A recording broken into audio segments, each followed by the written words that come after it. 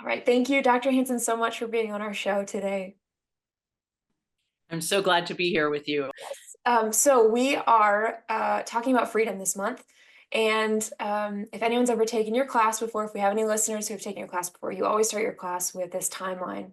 And it's, you start with "you are here" and wherever our location is. And just kind of thinking about history and our freedom and our rights and just the family today. Can you share with us kind of how the American family has kind of gotten to where we are based on some of a more, I guess, abbreviated version of American history from the foundation of our country? Right. Yeah. So I do. I like to start all of my classes at the University of Dallas, whether it's American civilization taught on the Dallas campus in Texas, or whether it's Western civilization taught on the University of Dallas's beautiful Rome campus, with the idea that you are here at a particular place in a particular time, and that all of us, in some sense, have a vocation to the time and place in which we have been placed, literally placed. And so the struggles that are the struggles of our culture are our struggles, and that it's kind of a privilege to be able to get to know the order of our civilization and the disorder in our civilization, and to be able to grapple with that and struggle with that. And so one of the things that I'm thinking right now, in the summer of 2024, which is an election year for us, about 20 years after the turn of the third Christian millennium, the year 2000, that John Paul II sort of prepared the church for with the John Paul II generation, many of whom started families and launched big family projects. And so many of the younger generation are children of that dream of the John Paul II generation. So here we are about 20 years into the third Christian millennium, and we're in the United States of America during an election year. The Republican National Convention is going on as we speak. We've just heard yesterday evening that J.D. Vance, who is a Catholic convert, has just been made the vice presidential candidate. And I know that there's a lot of concern in this country about the cultural soil for families, right? And I think that that's something that J.D. Vance himself, with his book Hillbilly Elegy, which was a autobiographical story about the difficulties that his own family went through, which was then made into a movie, also called Hillbilly Elegy, which talks a lot about broken families, the drug problem, drinking problems, breakup of the family, breakup of the communities that help to sustain families. I know that kind of brings to the fore a lot of this anxiety for a lot of people about the situation of the family in American culture in 2024. But I also want to say that just coming back from teaching for the past 2 months on the campus over in Rome that the University of Dallas has, I'm also vividly aware that the United States has a very healthy family culture in pockets, that there are communities in which there are really healthy families, and that we shouldn't lose track of that. We shouldn't lose sight of that, those points of hope, because they're really points of hope, not just for the United States of America, but for the whole world. Looking to us, yes, a lot of the world can see breakup of the family, but also looking to the American Catholic Church, there's a lot of health and hope to be given to the Universal Church. In fact, the prelate of Opus Dei, Don Fernando Ocariz, just said that the work of Opus Dei with families is going very well, particularly in the United States, in Brazil, and in Nigeria. So I was very moved that the United States was in company with the Brasileños and the Nigerians in having a very good, healthy family culture in many ways. So we have reasons to be concerned, but we also have a great deal of freedom in America to revitalize the cultural roots that are necessary for having good families. So I hope that our conversation can look both at some of the concerns, but also at some of the possibilities for hope. So I just wanted to give maybe a little bit, a sense of 3 stages of the history of the American family. I teach American civilization, but I also teach a history of American women. And I think it's an unusual women's history class because it focuses very much on the role of women in families, which of course has been the life that most American women throughout our history have lived, is a life focused on their families. So I just wanted to give like a little bit of an overview so that people could think big picture about where the family has been in America and where the family is going in America. And so the 3 stages that I see are really the rural pre-Civil War period, the second stage being the stage of mass immigration and the creation of urban centers, and most people living their lives in big cities. And then after World War II, the development of a suburban culture, right? So those are really the 3 stages that I would see, and those are also kind of important stages in American history more generally. So the 1850s, before the American Civil War, Abraham Lincoln talks about the happy teeming millions, the happy teeming millions of people, particularly living in the Midwest. He really sees Ohio and Pennsylvania, Illinois, Indiana, Wisconsin, Michigan as the heartland of America. This is where there are these great farming families, these pioneer communities that we associate with Laura Ingalls Wilder, Little House on the Prairie, and these farming communities that are very close knit. And one of the characteristics that I want to highlight about those communities is that very often they had a sense of mission above and beyond simply the prosperity of their own family, simply they weren't thinking in terms of upward mobility. They were thinking in terms of preservation of a family culture. Tim Carney has a wonderful book called Alienated America, where he talks about a lot of these communities. He has a more recent book called Family Unfriendly, Why American Culture Makes It So Hard for Families. But Tim Carney's earlier book called Alienated America focuses on these kind of older communities that were formed in the 19th century, particularly in the Midwest, that had a sense of mission, right? Whether it was Polish Catholics or Dutch Calvinists, right, who were creating local communities that were really driven by a sense of purpose and mission to preserve a particular form of culture, right? They weren't just make it rich communities, right? They weren't just lone individuals on the frontier trying to, make it. These were not, cowboys or gold diggers. These were family communities who were really trying to sustain a particular family culture. And so you see, for example, in the Texas Hill Country, in the German, Polish, and Czech Catholic farming communities, there's still a vibrant cultural attachment to certain ways of cooking, to having, fairs, dances, and so, Tim Carney is saying these communities have actually survived very well all of the devastation that community has faced in the 20th century. So that's worth looking at and remembering that that's a part of our heritage that we can go back to, that we can teach our children and we can learn from. So that's what I would call stage 1, right? Rural America, 1850s, like pre-Civil War America, farming communities. And of course, there are a lot of people who are kind of looking back to this with the homesteading movement, people, thinking of themselves as being kind of Benedict optioners, getting outside of the Beltway or getting away from, the big sprawl, and trying to create self-sustaining communities again. So there is that.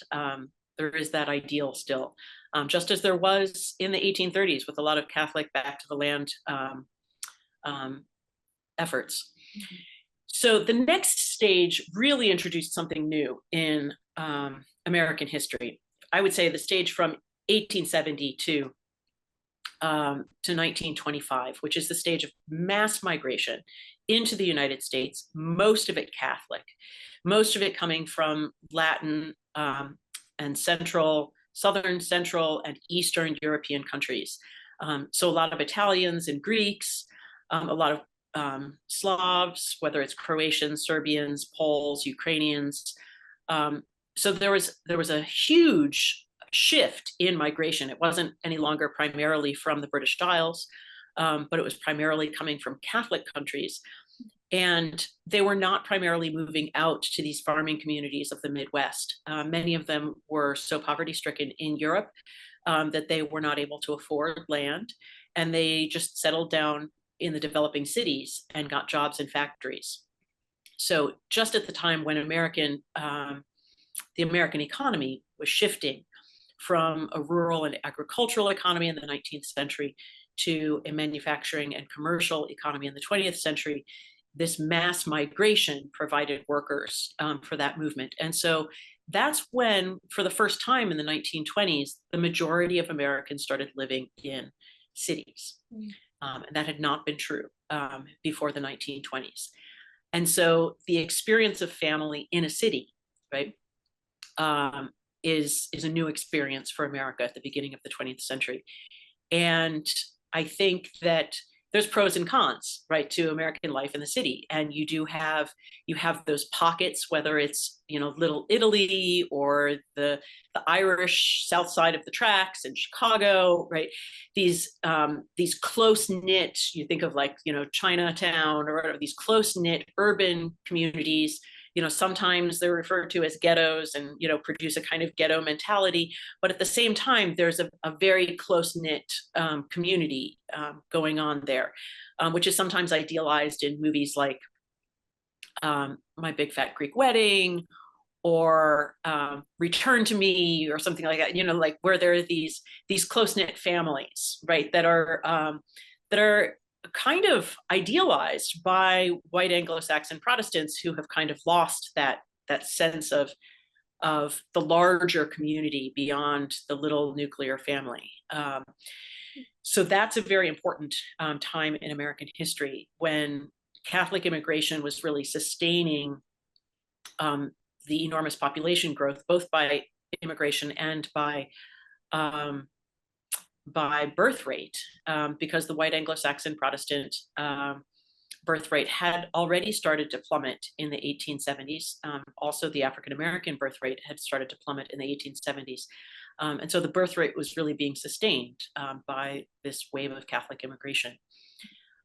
So that's the second stage, and I'd like to talk about that more later, but just to move on to the third stage kind of quickly to get the whole picture out first. The third stage is coming out of the Depression, coming out of World War II, America becoming a superpower and growing in prosperity. And you get this enormous suburban sprawl, right? So you've gone from rural to urban and now to suburban. The goal for the American family is home ownership. The goal for the American family is car ownership. There's much more the possibility of moving for a higher paying job, upward mobility out of the cities and into the suburbs. And so families are moving further and further apart from each other. You have the GI Bill making it possible for a lot more people to go to college, but that also means that people are traveling for college. And so they're further away from their families, maybe meeting someone from another side of the country and settling down elsewhere for a job.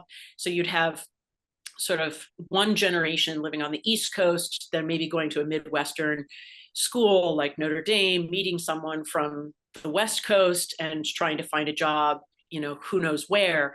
And so while in some sense, the suburban ideal of the 1950s, with the home, with the car, in the nice neighborhood, the tree-lined neighborhood, is idyllic in some ways, it's also a time of new forces.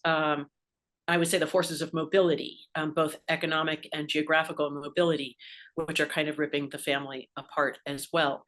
So that's just a very basic, I haven't gotten down to sort of brass tacks there, but just to give people a very basic overview, I think, of the history of the American family that might give them some way of placing themselves and their own family's history in a larger story, right? Yes, each of us can go on ancestry.com or 23andMe and find our personal family history, but sometimes it's good to look at it on the tapestry of family history in America writ large. Yes, perfect. And I love that you gave that image because, right, like you said, it can be hard to like think of it as a historical like we're in our own historical movement. So in thinking of that first stage, the second stage, and the third stage, how would you say that the role of the family, what that looked like in all three of those stages, how would you say that has changed?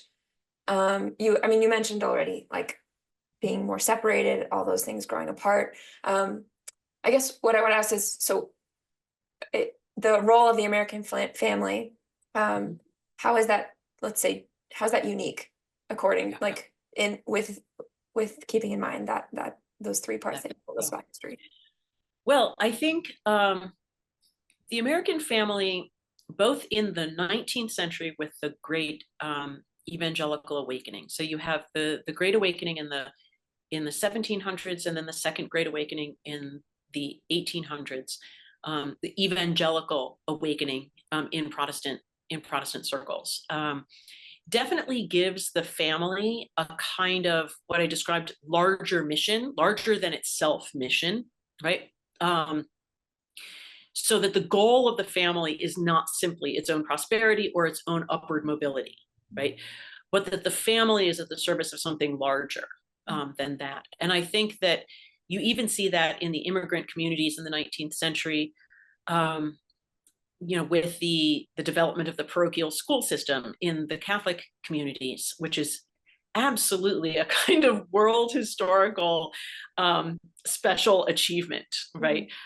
You had poor Irish immigrants, poor German immigrants who were opting out of the newly developed free public school system in order to create parochial schools, parish schools that would help them to sustain their faith and their faith community at their own expense. So they're paying taxes for public schools, but at the same time they're paying to the parishes to educate their children in the faith.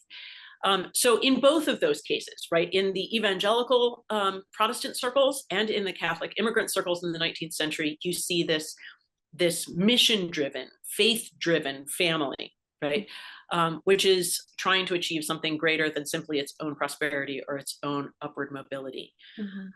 So that's something that I really see as part of that healthy picture that Lincoln admires, the happy teeming millions, right? When it was very typical for families to have 10 to 20 children.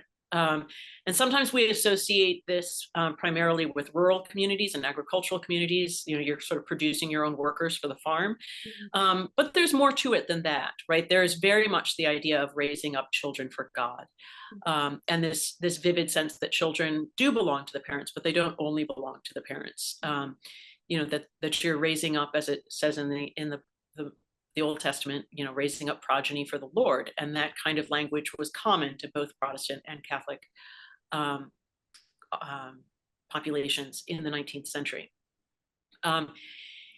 Then moving into the second period, I think one of the things that's very noticeable is a kind of bifurcation between what I'm calling the white Anglo-Saxon Protestant culture. And I would there emphasize particularly not so much the evangelical churches, but the mainline churches, the Episcopalian and Presbyterian and Lutheran churches, and the Catholic immigration.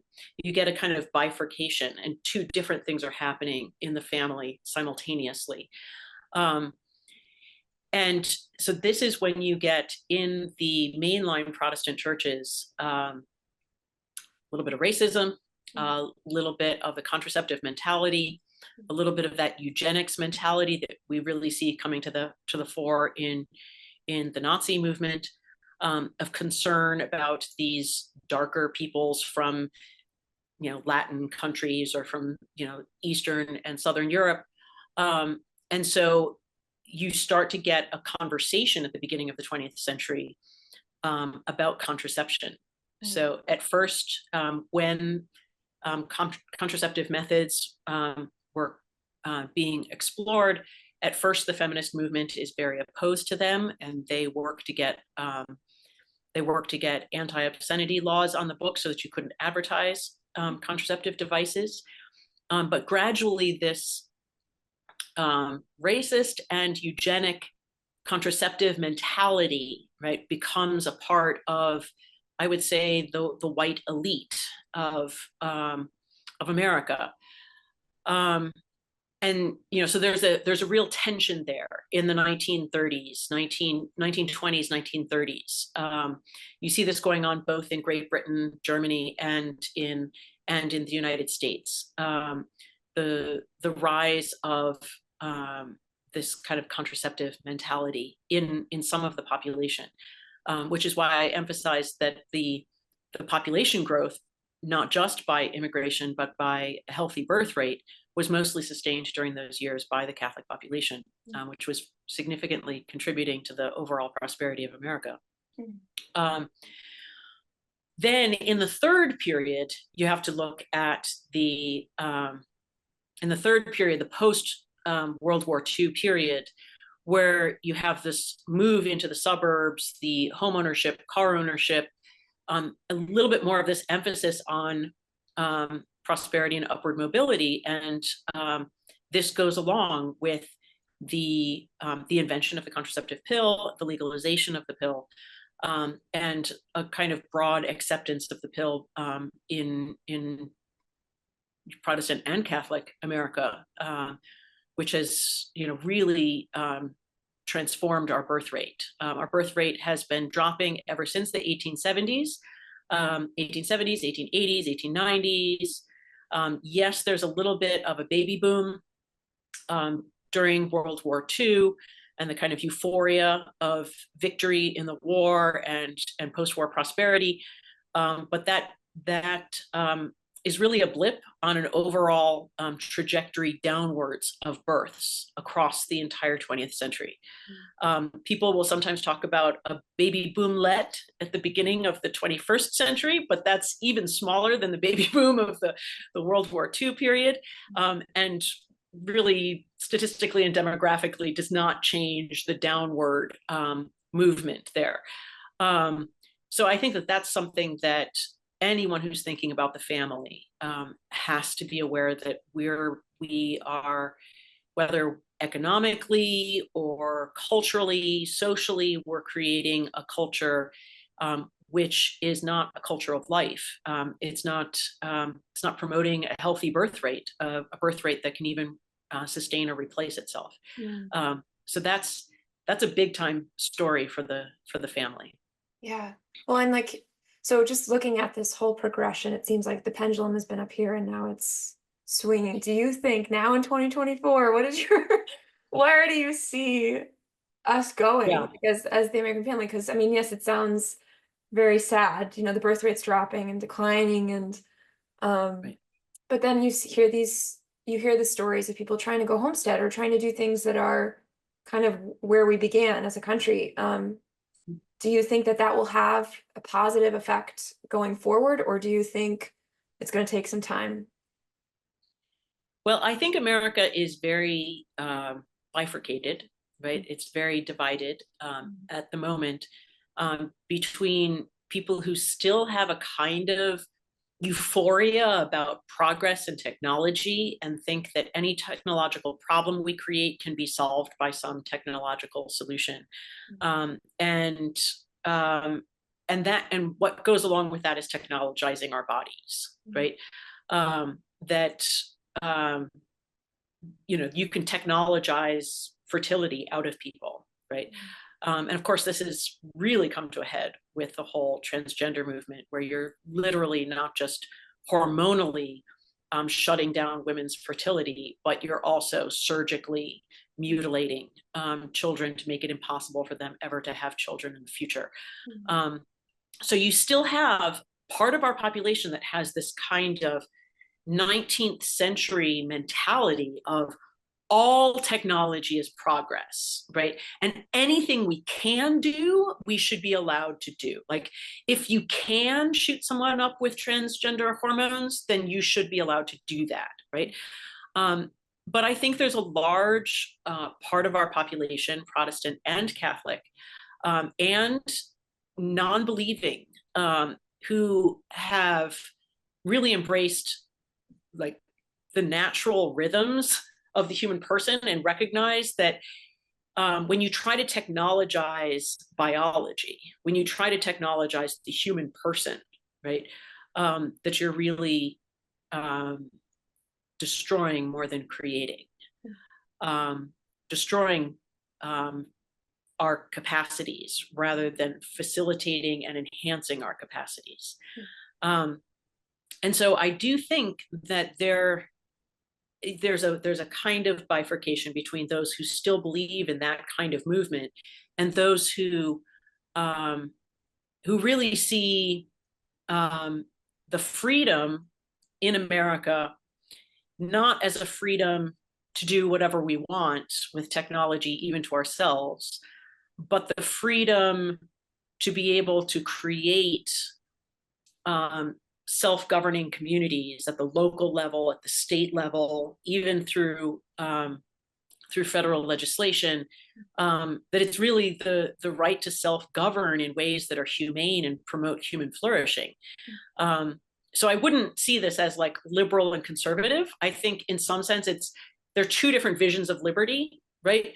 One is a kind of libertarian, you can do anything, and the other one is ordered liberty that's ordered to the flourishing of the human person, which I think is more in line with the thinking of the American founders, who always tied liberty also to happiness, and their understanding of happiness was definitely tied to an understanding of the laws of nature and of nature's God, to take a phrase from the Declaration of Independence.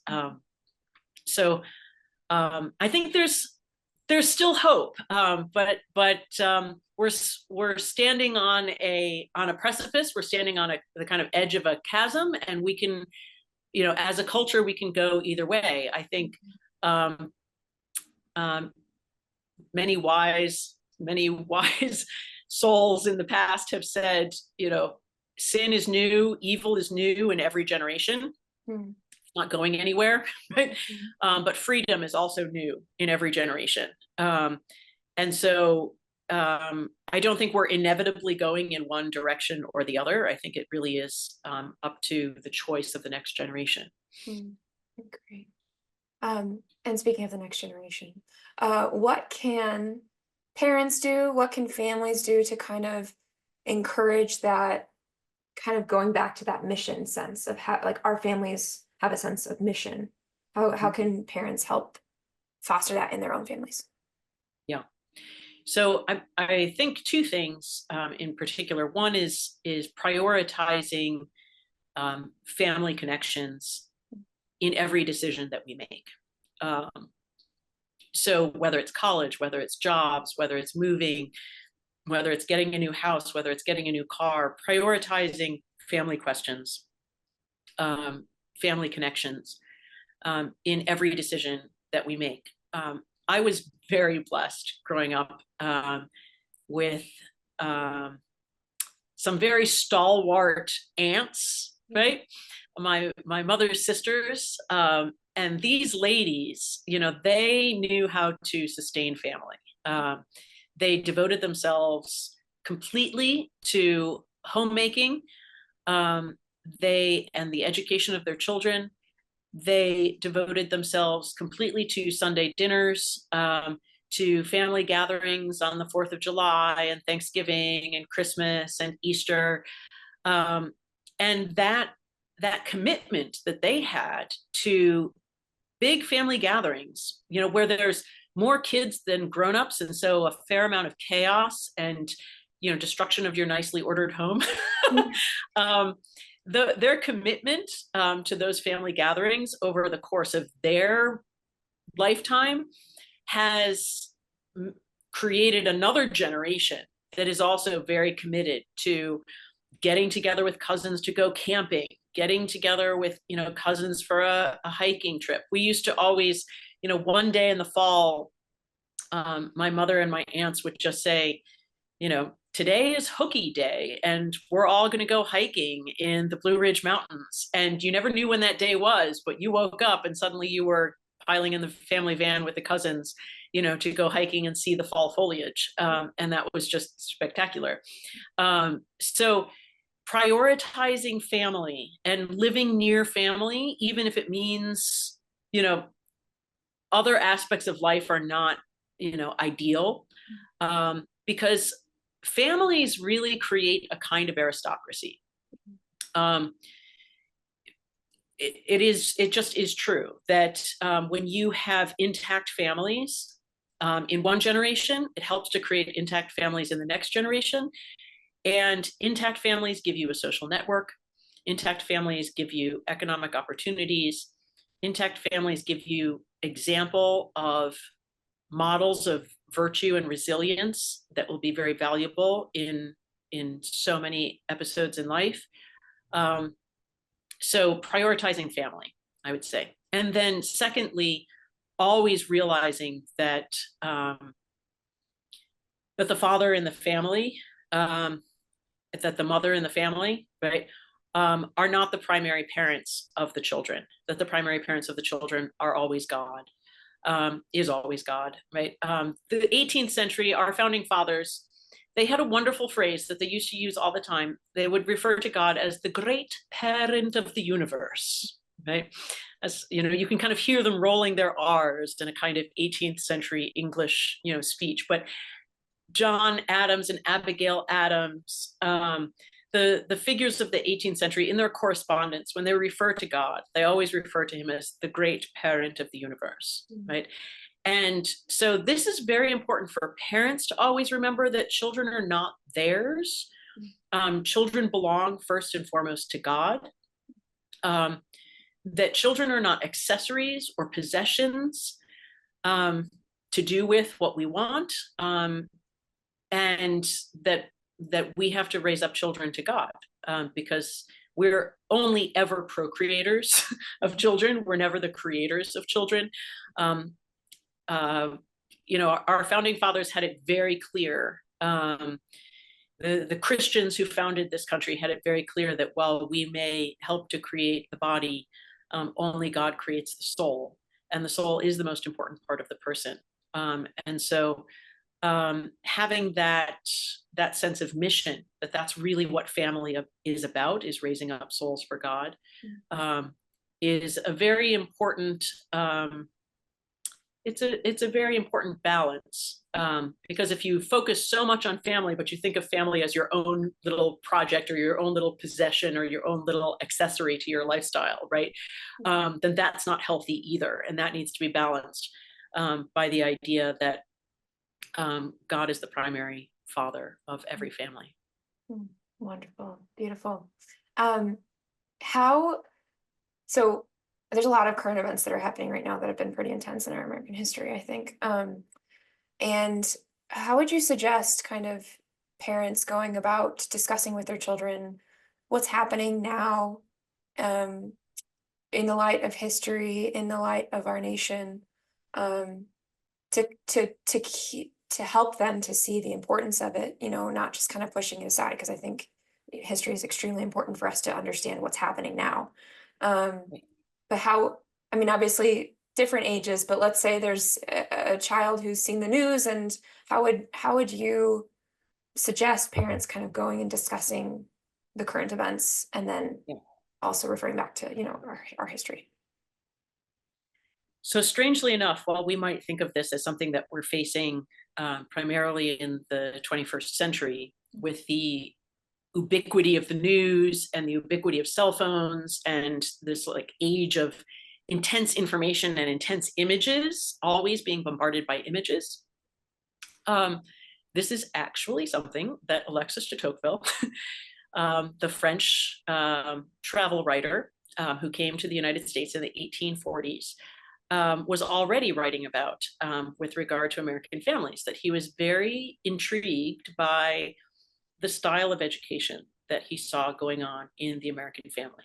And two things he points to. He calls the American family very democratic and affectionate, as opposed to patriarchal or tribal and formal or a legal reality. It's much more of a social reality. That there's an ease of affection between husband and wife, between parents and children, between siblings, a little bit less hierarchical, aristocratic, patriarchal, or tribal. And so he sees that ease of conversation between parents and children as fostering the second thing that he finds very interesting about the American family is, and he talks about this particularly with regard to young women and the education of young women in America. The education of the young girl in America. He has a chapter on that that's worth reading. He says, it is inevitable that a young woman, it is inevitable that children will see a great deal of evil in a society in which everything is done out in the open, everything is done out in public, right? We don't all live in little family, patriarchal family communes or in, gated communities, right? Everything's out there to be seen. He's already saying this in the 1840s, right? That this is a new kind of culture that they're seeing, and that it's very important, he says, that the Americans little by little unveil the world to the young and don't just teach them virtue, but also teach them to recognize vice and to be able to fortify themselves against it.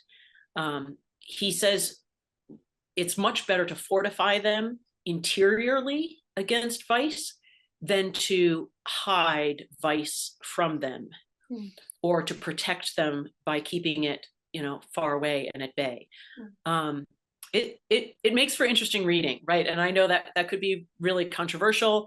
And I, maybe that's something that watchers of this podcast could, get together and read that section of Alexis de Tocqueville on the education of the American girl and kind of extrapolate more broadly to the education of children in these difficult times, and have a conversation about the balance, that you want to preserve innocence, but at the same time you need to fortify them against vice, but that means letting them know about evil, which is a very hard balance to get.